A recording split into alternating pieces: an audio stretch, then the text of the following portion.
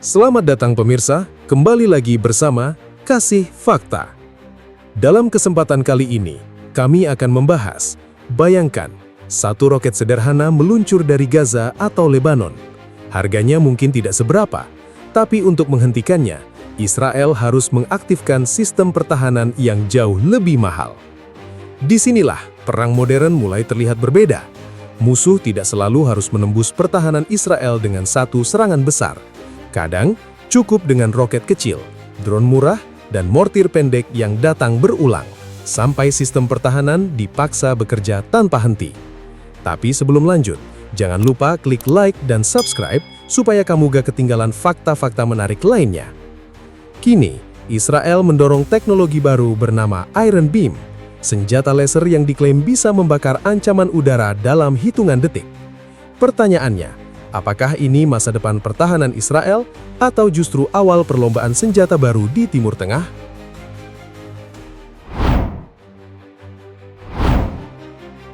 Bayangkan sebuah roket sederhana meluncur dari Gaza.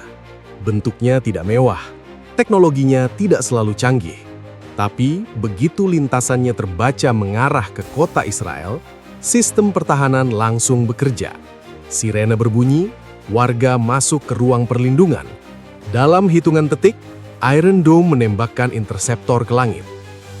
Dari bawah, pemandangan itu terlihat seperti adegan kemenangan teknologi.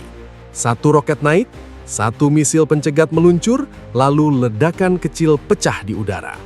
Ancaman berhasil dihentikan sebelum jatuh ke permukiman. Tapi, di balik cahaya itu, ada hitungan yang lebih dingin. Roket murah dipaksa dijawab dengan senjata jauh lebih mahal.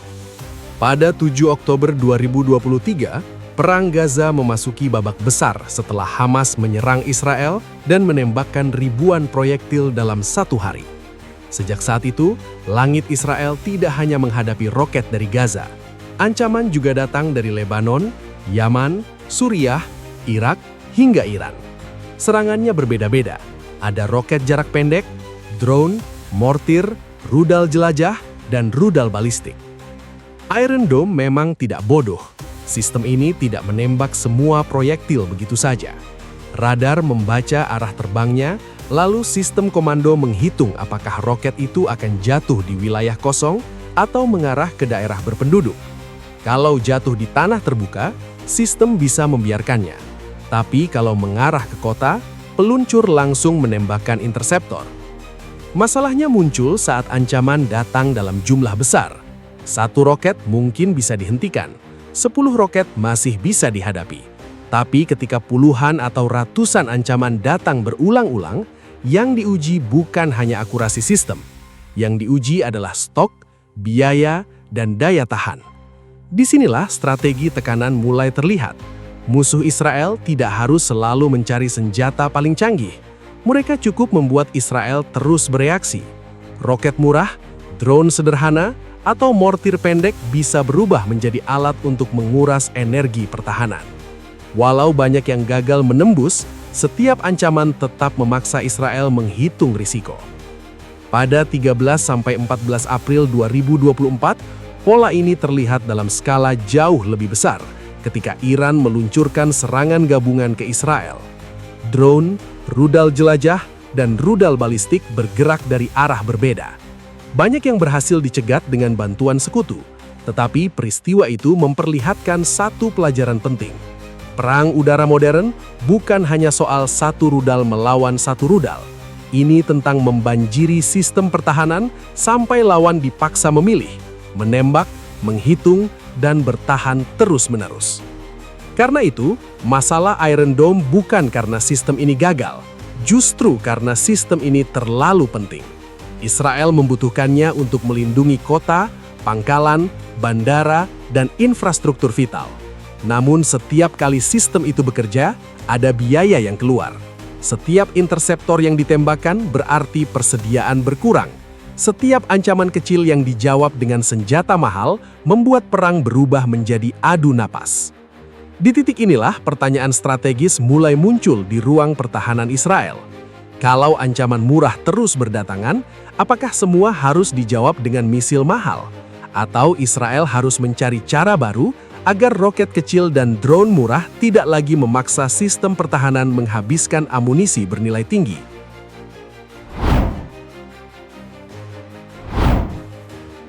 Pada Maret 2022, di Gurun Negev Israel menguji sistem yang cara kerjanya berbeda dari pertahanan udara biasa. Tidak ada misil pencegat yang melesat dari peluncur. Tidak ada tabung amunisi yang kosong setelah ditembakkan. Yang digunakan adalah energi laser, diarahkan ke sasaran kecil di udara, lalu dipertahankan beberapa detik sampai bagian penting dari target itu rusak. Pada 14 April 2022, Israel mengumumkan bahwa uji coba Iron Beam berhasil mencegat roket, mortir, drone, dan rudal anti-tank. Inilah momen ketika teknologi yang sebelumnya terdengar seperti cerita fiksi mulai masuk ke meja strategi perang. Bukan karena laser terlihat keren, tetapi karena ia menawarkan jawaban terhadap masalah yang selama ini membebani pertahanan Israel: biaya setiap intersepsi. Cara berpikir Iron Beam sangat sederhana, tetapi dampaknya besar. Iron Dome menghancurkan ancaman dengan misil pencegat. Iron Beam menghancurkan ancaman dengan panas terarah. Laser dikunci ke satu titik pada sasaran, lalu energi tinggi diarahkan sampai struktur target melemah. Kalau yang datang adalah drone kecil, bagian mesinnya bisa rusak. Kalau yang datang adalah roket pendek, bagian badan atau sistem terbangnya bisa terganggu sebelum mencapai area berbahaya. Perbedaan inilah yang membuat Iron Beam menarik. Misil harus dibuat, dibeli, disimpan, dikirim, dan ditembakkan. Setelah keluar dari peluncur, amunisi itu habis. Laser tidak bekerja seperti itu.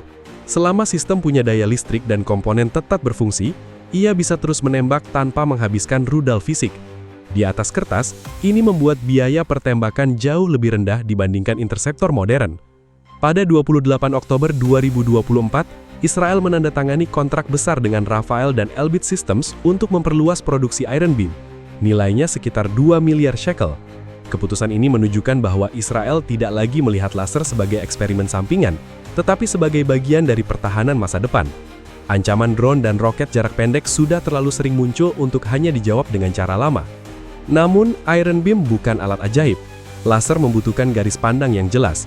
Kalau target tertutup asap, debu, awan tebal atau cuaca buruk, performanya bisa berkurang.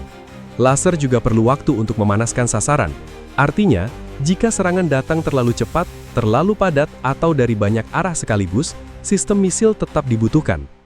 Pada akhir 2025, Israel mulai memasukkan Iron Beam ke struktur pertahanan operasional. Posisinya bukan untuk menggusur Iron Dome, tetapi untuk mengurangi bebannya. Dalam skenario ideal, sistem komando memilih respons paling masuk akal. Target kecil dan dekat bisa dihadapi laser. Target yang lebih sulit tetap diserahkan kepada Iron Dome, David Sling, atau Arrow. Disinilah perubahan besar terjadi. Israel mulai membangun pertahanan bukan hanya berdasarkan kekuatan tembak, tetapi berdasarkan efisiensi. Ancaman kecil tidak selalu perlu dijawab dengan senjata mahal. Interseptor yang jumlahnya terbatas bisa disimpan untuk serangan yang lebih berbahaya.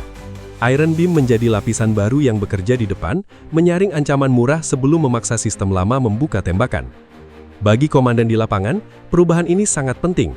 Pada perang setelah 7 Oktober 2023, ancaman tidak selalu datang sebagai serangan besar yang mudah diprioritaskan. Kadang yang muncul hanya drone pengintai, mortir pendek, atau roket kecil yang memaksa sirene berbunyi. Jika semuanya dijawab dengan misil, tekanan ekonomi tetap berjalan. Jika sebagian bisa dipotong oleh laser, ritme perang mulai berubah. Dan bagi Israel, perubahan kecil ini bisa menentukan lamanya sistem pertahanan bertahan dalam perang panjang berikutnya.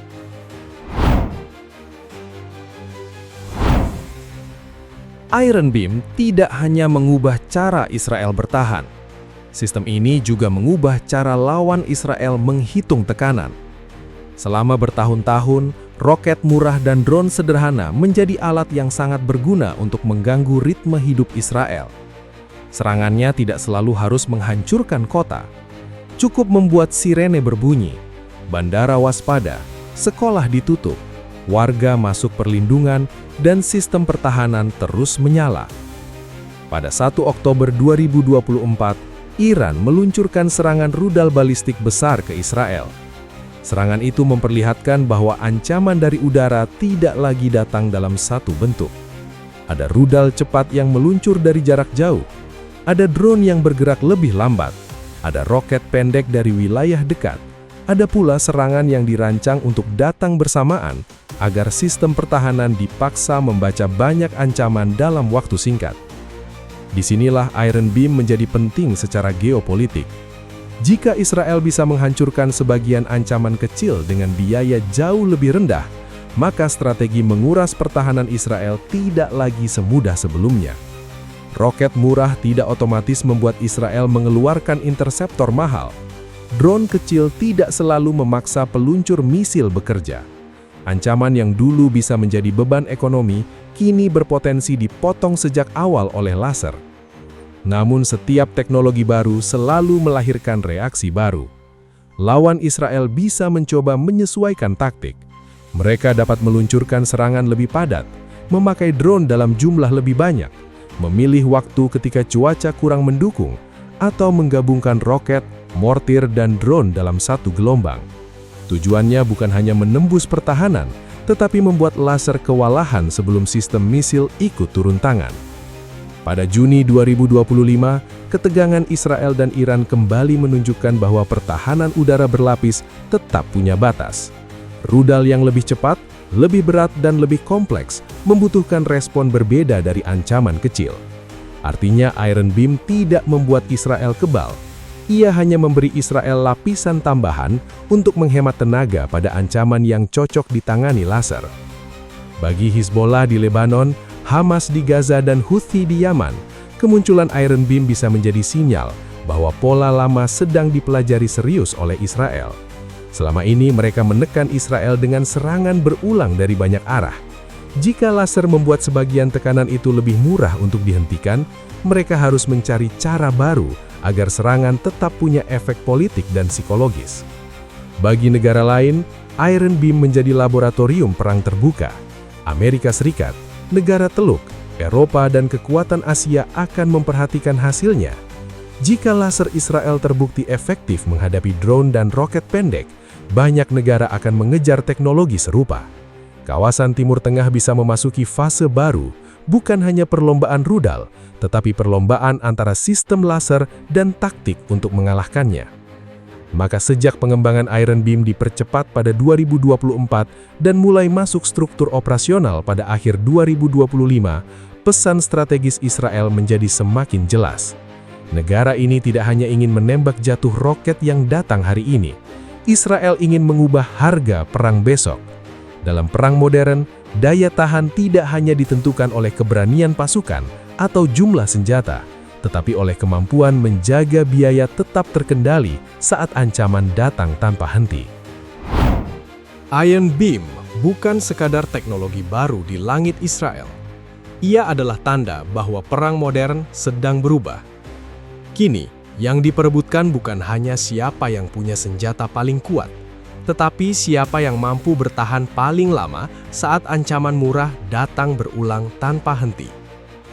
Di tengah roket, drone, dan rudal yang terus berevolusi, Israel mencoba mengubah satu hal paling penting dalam perang udara: harga untuk bertahan. Jika laser ini berhasil, maka perhitungan musuh ikut berubah. Tapi jika lawan menemukan celahnya, Timur Tengah bisa masuk ke babak perlombaan senjata yang jauh lebih rumit. Karena pada akhirnya, perang masa depan tidak hanya ditentukan oleh ledakan di langit, tapi juga oleh biaya, stok amunisi, kecepatan teknologi, dan kemampuan sebuah negara membaca ancaman sebelum semuanya terlambat. Demikian pembahasan kali ini. Jangan lupa subscribe ke channel Kasih Fakta dan aktifkan lonceng notifikasi agar tidak ketinggalan fakta menarik lainnya. Sampai jumpa di pembahasan berikutnya.